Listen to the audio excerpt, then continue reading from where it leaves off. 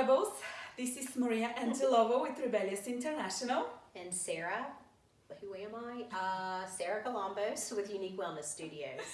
We are together, Unique Rebel, and today's topic of discussion is another hot one, balance, dun dun dun. Yes. One that we all strive for and don't really know if it exists, right? Truly. Right, it's a nebulous concept, and what feels like balance for me probably feels imbalanced for Maria. You know, it's so unique to each person. That's actually how I came up with the name of my company, Unique Wellness Studios, creating balance by design, because everybody that I work with is incredibly different, all individuals, and it's across the board. You know, balance, imbalance, and it means something different to every single person. Yep. And I'll relate to that, and I'll personally tell you, coming from where I come from, corporate experience and personality, and this whole transformational journey I have been on since I've become an entrepreneur and with Rebellious, you know, balance has become harder. You know, I thought I get out of corporate, I have balance over my schedule, more control. Oh no, that doesn't really work that way. That's delusional. That is delusional. And you end up working a lot more rather than a lot less, because now it's your baby. And the time that you put in, you know, that's tied to your paycheck that before was guaranteed and all of that. So I didn't expect that. But I will tell you that what I have personally found out is that I have to be very intentional about balance. And it's actually, I posted a picture earlier this week on balance, and which gave me the idea of talking about this in our little segment, because I think that's relevant to absolutely everybody, regardless of what your situation is, whether you're 20, 17, 40, 50, 60, whether you're an entrepreneur, in corporate, whether you're single, with family. I think everybody deals with, how do I have more hours in the day to get everything that I want to get done? Oh, and that just made me think of something that I've come across in my spiritual journey, you know, in the last year, is making friends with time and to quit fighting time. And somehow in the quantum physics world,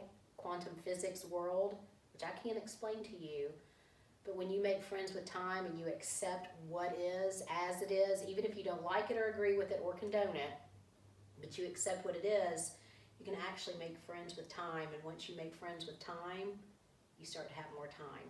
Yeah. And I think the other big aspect that I want to add into this is, you know, self-care.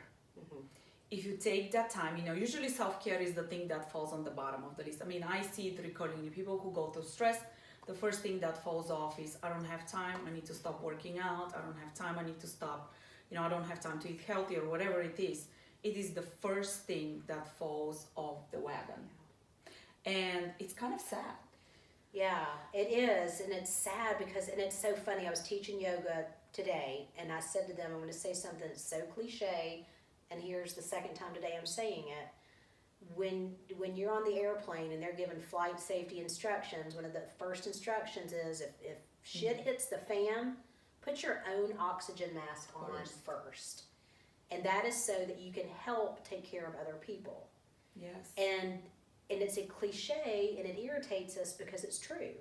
Yes. And it's counterintuitive in the way we work nowadays. Right. But if you cannot take care of your own vessel, mentally, physically, spiritually, and or emotionally, you simply can't transmit what you don't have. Yes. If your cup is empty, I like to give that analogy. Yeah. If your cup is empty, you can't overflow. So you always want to keep your cup full so that you can overflow and give to others. And that's something that I, once again, personally, I can attest to. When I fall off the wagon of taking care of myself and I try to serve others with great energy, you get tired, you get achy, you don't feel good. Irritable, yes, your energy is down. And yeah, it's amazing what happens. If you give yourself, you know, start with 10 minutes a day, 5 minutes a day, do something for you. And, you know, that's what I preach to my clients. Do something for you, whatever it is that you like to do. I got to jump in there. So I'll have some clients will be like, okay, well, I'm going to eat that bag of candy for me. Or I'm going to gorge on this, you know, crazy show that's creating lots of fear in me. Yeah. There's a little caveat with doing something for yourself. Okay, make sure it's high vibrational. Make sure that it's feeding your soul and your mind and your body and your spirit in a way that's uplifting, that increases the high vibration. You know, love is a very high vibration. Yeah. It's fast and it is light, you know, and it makes you feel expansive. Things that are low vibrating are usually fear. You know, if I eat that bag of candy, control, even though it feels good, I'm speaking from experience right now. If I eat that roll of Thin Mint Girl Scout cookies, it tastes good, but for a little bit, bad for me. I know I'm going to feel crappy afterwards. I'm going to beat myself up for it. That's fear. Okay? So really pick and choose what you listen to, what you read, who you interact with, the places that you go, so that you can feed yourself and nourish yourself. You know, I'm going to jump in on something that's coming to mind on that. A lot of times people say, well, I don't like to work out, so I will work out while I'm watching TV, for example, and then they'll put the news. Well, I don't know if most of you find the news uplifting. I personally don't, so... Quit watching the news. Yeah.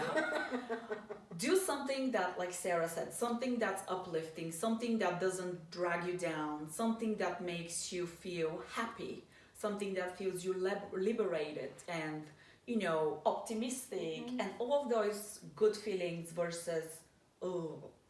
And then the other thing, onto the cookie example, speaking from experience, if you happen to eat those cookies, don't guilt yourself over it. That's a big one, because we all do it. We all have that day when we just need a couple of cookies. Or a roll or a box. Right. Or a box of ice cream. We all have those moments, right? And personally, I'll tell you, it's the worst feeling when you've just enjoyed your ice cream and then you're like, now why did I do that? And then you start beating on yourself, right? So if it's already a done deal, acknowledge it, recognize it as something that didn't feel good after, and use that on the next time rather than guilt yourself, right? Yeah. Guilt and shame yourself. Yep.